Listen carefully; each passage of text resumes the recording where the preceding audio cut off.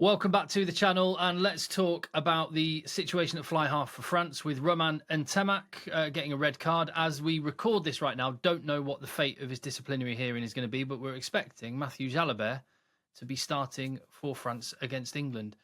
And what are the relative merits of two outstanding fly halves? Leave your comments down below. But someone who's, well, close to the action because he's in France, watching them every week in the top 14, but also can bring his big rugby brain to us as well, Joe Worsley. A big fat rugby brain is And here, some great ready. graffiti skills as well. Yeah, special skills I got there. It's permanent marker. I think the guy who owns his office is gonna be pissed off with me, but hey, I didn't realise at the time. So you're hearing the same thing that I am, Joe, that Jalibert is running at 10 this week for France? Yeah. All the talk coming out of camp is that it's going to be him starting at 10. A remarkable turnaround because before autumn he wasn't picked against New Zealand. They picked Ramos when Ntamack was injured, and he asked to be let go and go and play for Bordeaux at the weekend. Actually, asked to be released to Bordeaux to train, not even to play. So that caused some massive ripples in the rugby community. I wasn't sure how the France management were going to react to that, but obviously they buried the hatchet because sometimes that could be seen really poorly. So they buried the hatchet and he's back in the squad, and now, by all accounts, he's starting. Do you think they've buried the hatchet more so because, as well as Romaine Ntamack, they don't have Buros or Barret? And if they had one of those three people, he wouldn't be in the team? Maybe you could say that. But even before Biaberi was out. Well, Buros is the big one. We'll get to him later. But I think maybe, yeah. But also, this could be the moment they say to him, listen, step up and produce. All this anger and things that you walked out of the camp and wanted to leave before autumn, come step in and show us what you got, because he's an incredible talent. Maybe they don't want to lose him permanently. So this is the big chance they're giving him. What are the relative merits of each of them then? Because they both got great hair, both I don't know. great clubs, play with a swagger, but where's the edge between these two? Ntamack's more handsome, I'd say. If we're talking about our stunning rugby players, whereas Jalibert looks a bit like a shrew, I'd say. But they're both incredibly talented players. But this is where you get a different kind of player. Let's look at some stats. I think we're going to paint these up so you'll see them on the screen. Try assists, carries, line breaks, defenders beaten. It's huge on Jalibert's side. He does so much more than Ntamack in terms of actions. On paper, when you look at the actions and the success and how much he produces during a rugby match, you think, why is he not starting ahead of Ntamack all the time? The reason for this is because he's a little bit more, Jalibert is more of an individual player. He can tear open a defence on his own without needing players around him. He's a very individual, he thinks about himself first. And he's very good at it. His natural talents and the way he's evolved as a rugby player has led him down that path. Whereas Ntamack's been brought up in this environment where you're part of a machine that's trying to feel their way through the opposition. The Toulouse style is very much a collective, how you support each other and how you attack each other and understanding each other. You fit into the environment and you're part of a machine that's trying to do this. So his stats, yeah, they're much less in terms of defenders beaten, how many times he carries. Now, but he will be bringing people into the game a lot more. He'll be making certain passes which have more effect on the game. He's someone who will allow others to come into the game and use their talents more than Jalibert will. So they're very, very different kinds of players. And I guess even more fundamentally, looking at some of those numbers for Jalibert, to have someone that carries that much, that runs that often, to have that would actually detract from the strength that France have in Dupont being able to do all the things that he does. Yeah, I certainly think Dupont, I mean, they play together for France a fair bit as well. I certainly think it's going to mean that Dupont has to... Jalibert likes the ball in his hands earlier to attack the line and have more time to do that. It helps. Whereas Dupont, we all see him skirting, or he'll see fast ball, go pick the ball up, start running behind the defensive line. If the defence is actually okay and organised, he might then give it to the 10.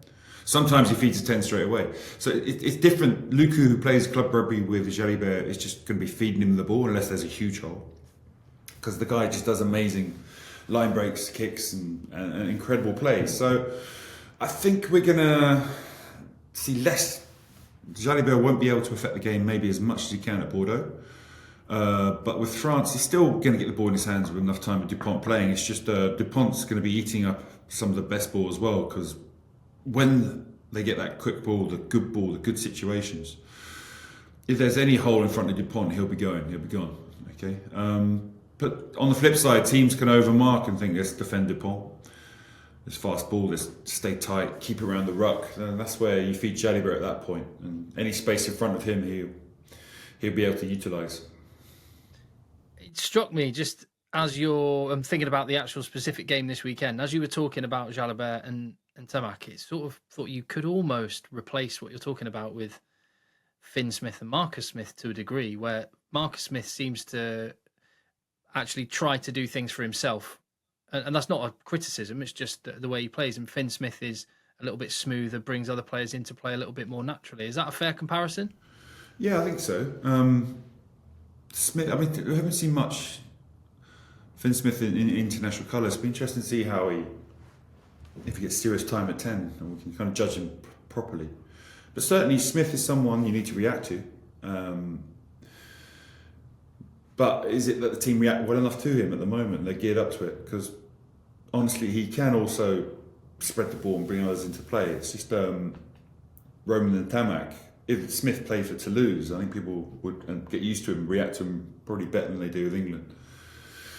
When I think about the fly-offs you played with, Joe, obviously you played with Johnny Wilkinson. Yeah. But you played with Danny Cipriani, who was a little bit more of that kind of flair 10, a bit more of a Jalibert type, running game and all the rest of it. Who would you, if at international level, what sort of 10 do you prefer to play with? Personally, be the guy who's the team guy who would make the right calls for the team. I'm not saying Jalibert won't do that, but he's just got more of a what's on for me attitude because of the speed. His left foot steps insanely strong, and his ability to accelerate into the space is phenomenal. So he's developed quite an individual way of playing rugby. I think Ntamack's probably the better player because he brings in everybody else who are around him, who are incredible. I mean, Jalibert's not terrible at that, don't forget. He's got an incredible back line at Bordeaux, which he feeds. And because of his threat, he gives them more space. So I'm not saying he's some selfish player, it's just he's slightly more individual than Ntamack and will attack the line a lot more and carry a lot more.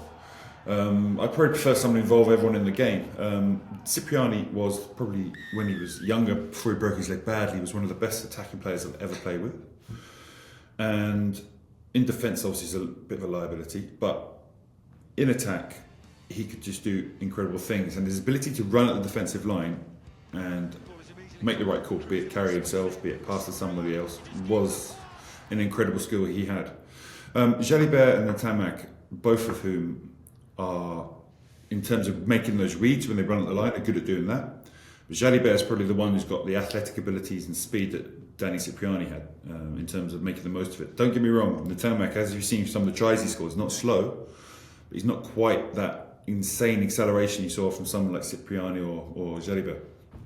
One thing, I suppose, on the one hand, France would lose, or will be losing, we imagine, the Dupont and Ntamack Toulouse link, but they gain the Jalibert Moefana Bordeaux link. Yeah. I mean, that Bordeaux Toulouse attacking structures, that, I mean, the clubs play differently, but Bordeaux at the moment are top in the charts in terms of points scored.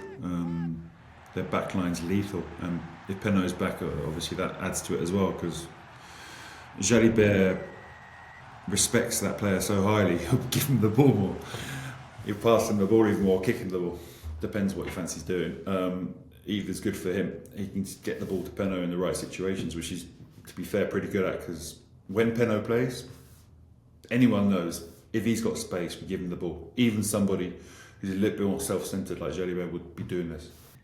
Love it. That's great. Oh, by the way, you mentioned Sippers. Did you see he's on some Netflix show that starts this week? Celebrity Bear Hunt with Bear Grylls. Celebrity Bear Sippers Hunt. and a load of like female influencers, scantily clad influencers. It's So I heard celebrity a bear strong hunt. combo.